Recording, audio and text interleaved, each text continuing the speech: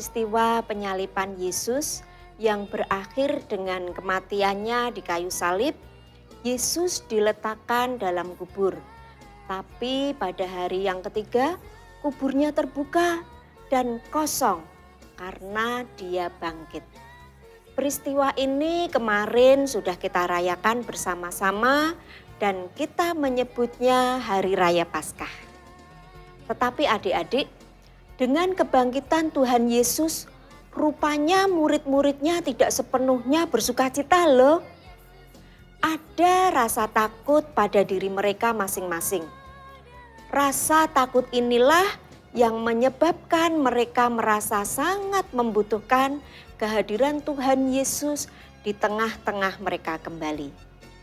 Setelah kebangkitannya, Yesus beberapa kali menampakkan diri pada murid-muridnya loh adik-adik. Yang pertama adalah pada hari yang sama setelah Yesus bangkit, yaitu dia menampakkan diri pada murid-muridnya yang sedang berkumpul dalam ruangan tertutup rapat.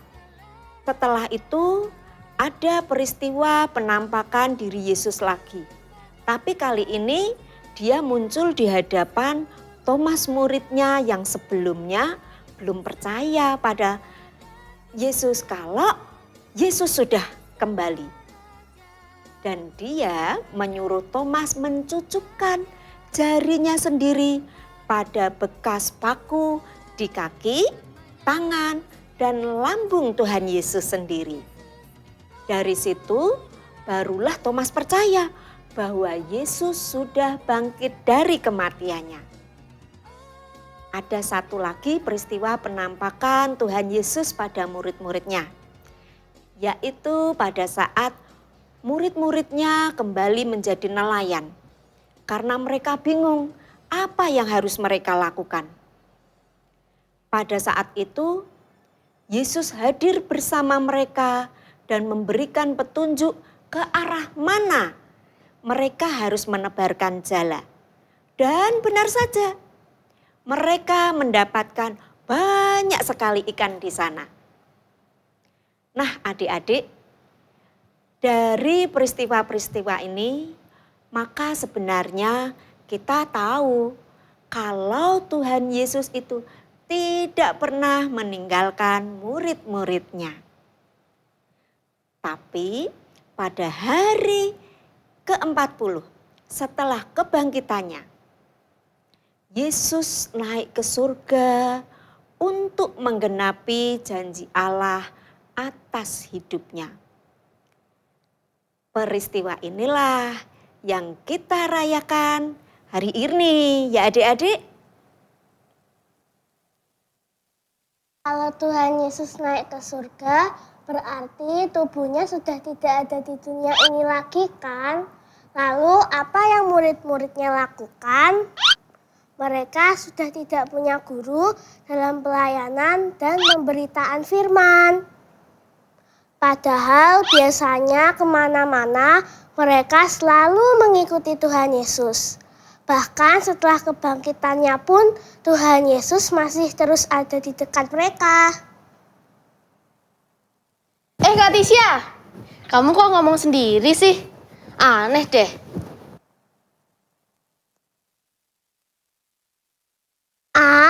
Kamu bikin kaget aja sih. Ini loh, aku sedang mikir tentang kenaikan Tuhan Yesus ke surga. Kamu tahu kan kalau Tuhan Yesus sudah naik ke surga?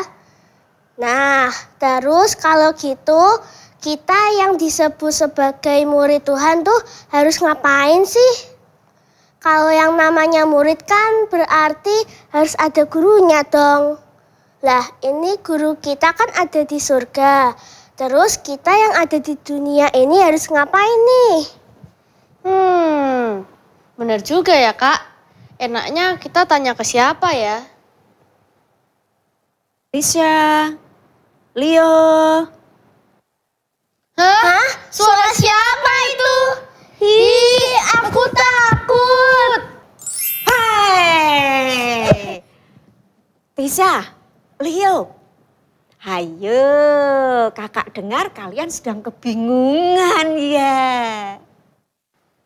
Loh, Kak Endang sudah di sini aja. Bukannya tadi masih ada di nonton TV.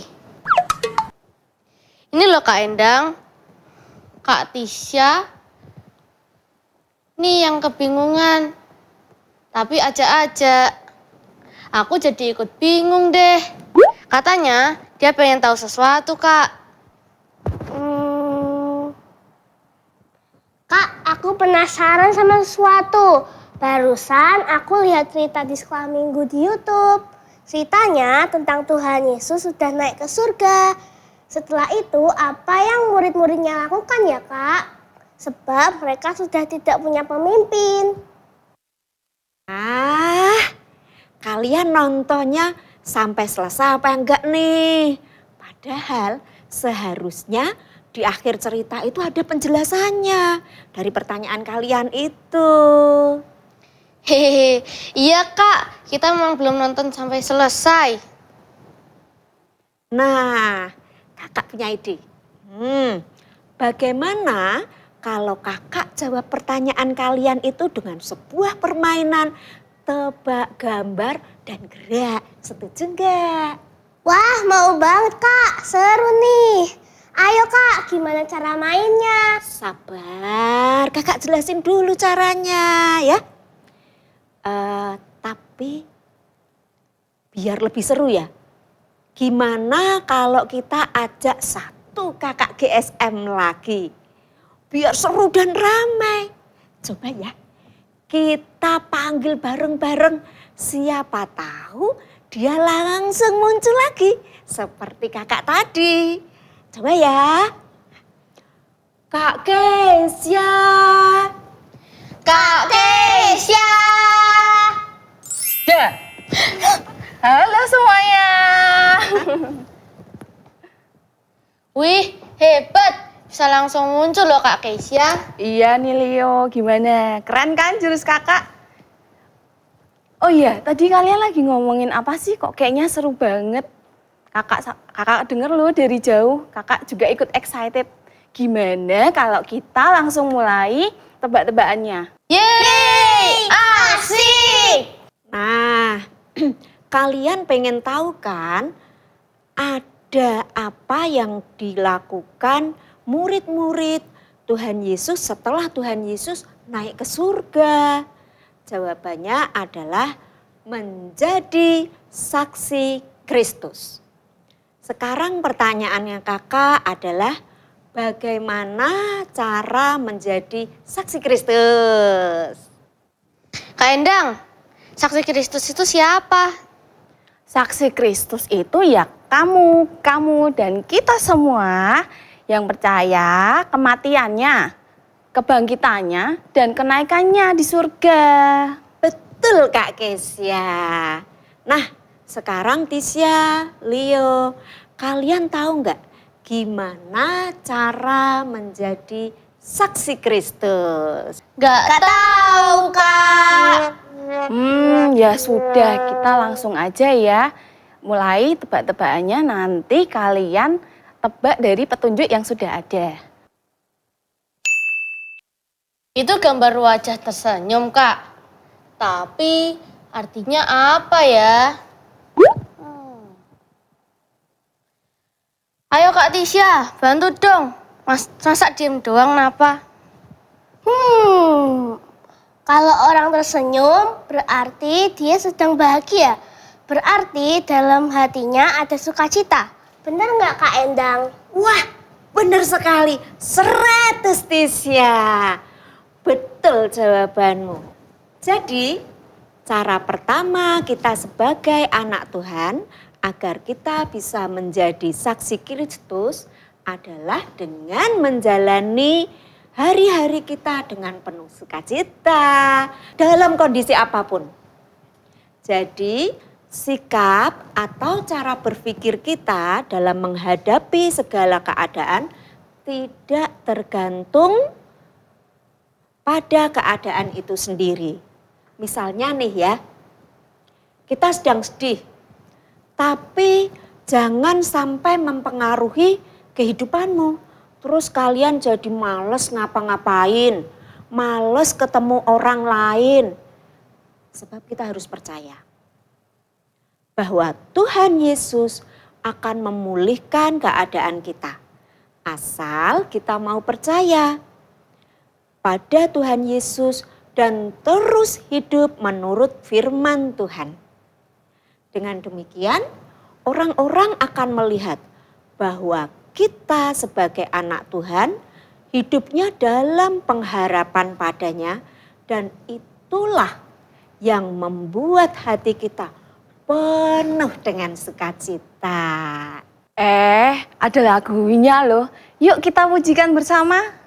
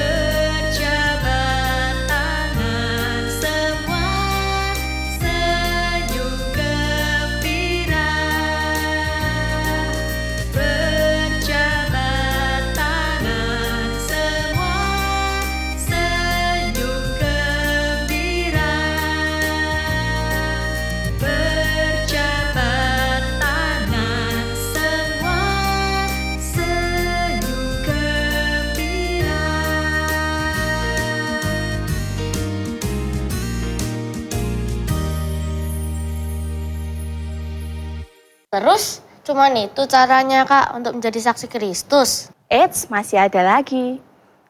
Nih kakak kasih tahu ya. Coba sekarang kamu tebak artinya apa gambar ini. Wah, gampang kalau ini Kak Kesia.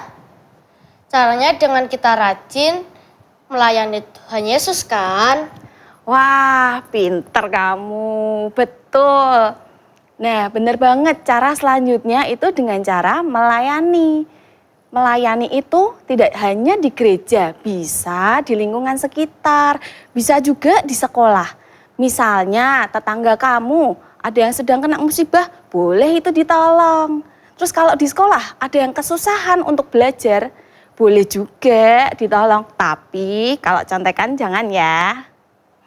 Nah tuh Leo, dengerin Kak Kesia tuh. Jangan contek-contekan kalau lagi ulangan. Wah. Sudah. Kok malah saling mengejek sih? Itu nggak baik loh. Kita lanjutin nggak? Main tebak-tebakannya. Ya dilanjut dong Kak. Oke.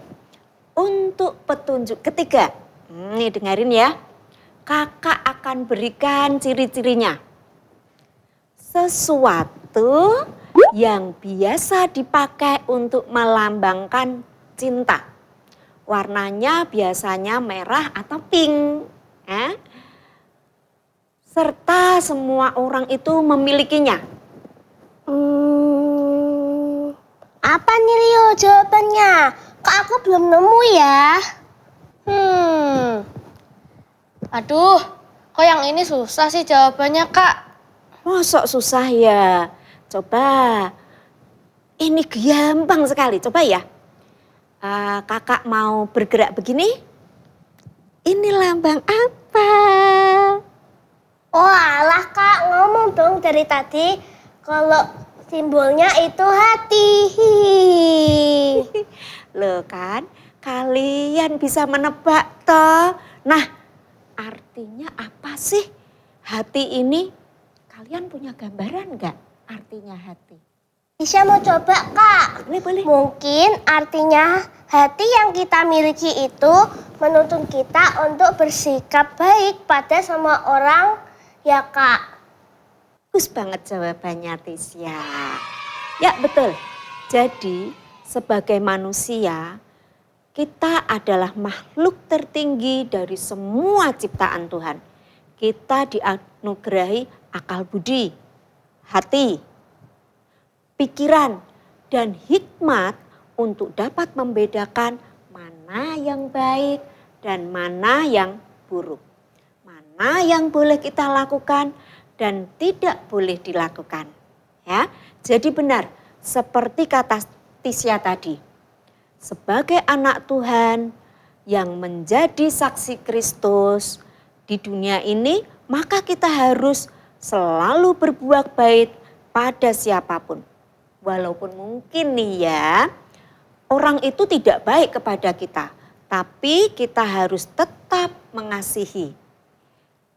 Agar semua orang tahu kalau anak-anak Tuhan ini top habis pokoknya. Ya? Ya Kak Endang, aku mau terus berbuat baik biar teman-temanku juga tahu kalau aku adalah anak Tuhan yang hebat.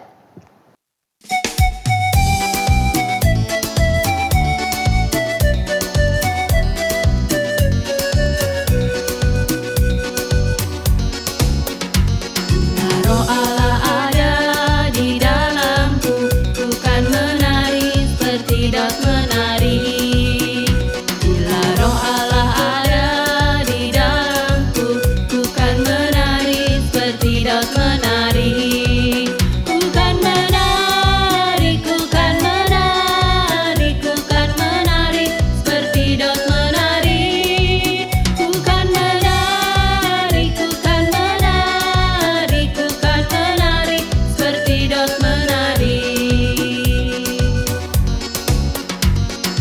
Roh Allah ada di dalamku, bukan menari seperti daun menari.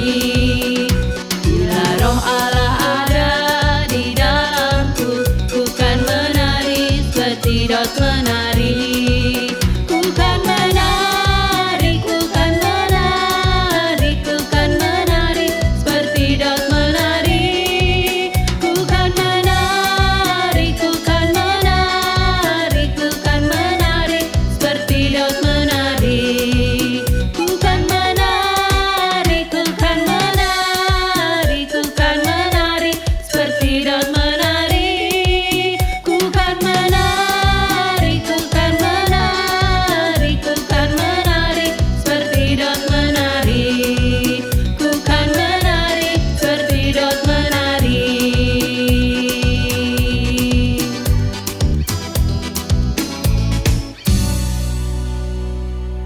Kak Kesya seneng deh lihat kalian bersemangat. Jadi ikutan bersemangat Kak Kesya. Nah masih ada satu lagi cara kita untuk menjadi saksi Kristus. Kalau yang ini pasti langsung ketebak. Kita langsung lihat ya. Coba dilihat gerakan berikut ini. Aku tahu Kak, aku tahu Kak. Nah kan bener, gampang banget. Coba Leo apa? Jawabannya yaitu berdoa Kak.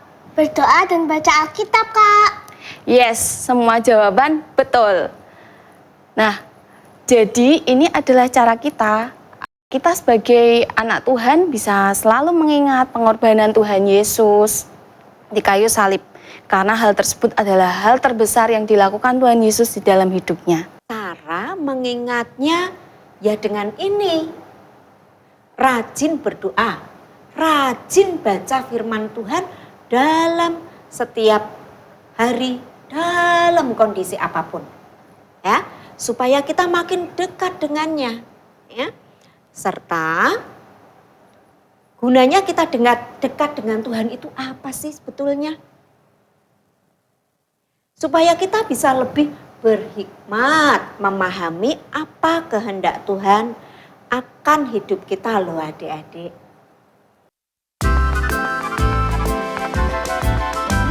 Ku buka Alkitab, lalu ku baca.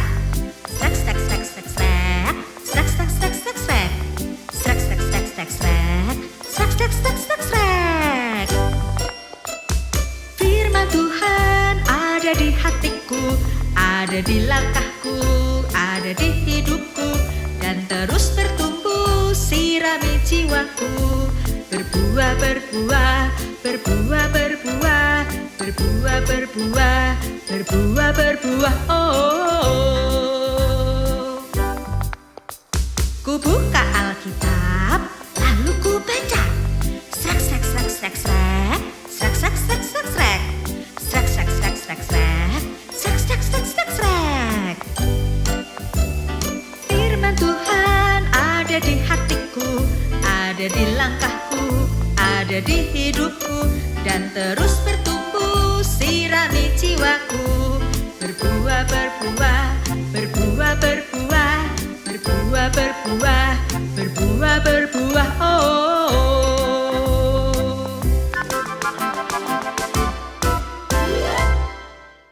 Wah, Kak Endang, Kak Kesya, aku sudah mulai paham sekarang nih. Apa yang jadi tugas kita sebagai anak-anak Tuhan yang sudah diutus untuk jadi saksi Kristus di dunia ini. Nah, ayo sekarang kita ulangin ya. Tadi apa saja sesuai dengan petunjuk tadi, bagaimana cara menjadi saksi Kristus. Pertama, harus hidup dengan penuh sukacita dalam Tuhan, Kak.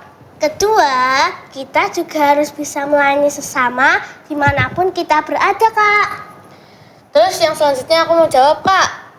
Yang ketiga, harus bersikap baik pada semua orang supaya mereka tahu kalau anak Tuhan keren. Yang terakhir aku yang jawab, Kak. Caranya adalah mendekatkan diri kita kepada Tuhan dengan rajin berdoa dan baca Alkitab, Kak. Memang kalian anak-anak Tuhan yang keren ya Kak ya. Ya, jadi sekarang kalian sudah tahu kan, biarpun Tuhan Yesus sudah naik ke surga seperti yang kita rayakan pada hari ini, tapi tugas pelayanannya tidak putus begitu saja. Tugasnya kita sekarang diserahkan kepada kalian anak-anaknya yang sudah menjadi saksinya di dunia ini. Betul sekali adik-adik, walaupun kalian masih kecil, tapi kalian punya kemampuan juga untuk menjadi saksi Kristus dengan cara-cara yang seperti tadi. Sekarang inilah saatnya kita menunjukkan kemampuan kalian untuk menjadi saksi Kristus. Wah, Kak Kesya, kita jadi seperti superhero dong, yang punya kekuatan dan punya kehebatan. Iya benar Leo. Tapi power yang kalian punya tidak sama seperti power di superhero. Nah, power yang kalian punya adalah dengan cara-cara yang tadi sudah disebutkan. Pasti akan banyak tantangan di dalam proses kita menjadi saksi Kristus. Tetapi kita mau percaya bahwa Tuhan Yesus tidak akan pernah meninggalkan kita asalkan kita terus di dalam jalannya. Yes, ayo semangat adik-adik untuk jadi saksi Kristus, and we must be ready to release our power as a witness for Christ.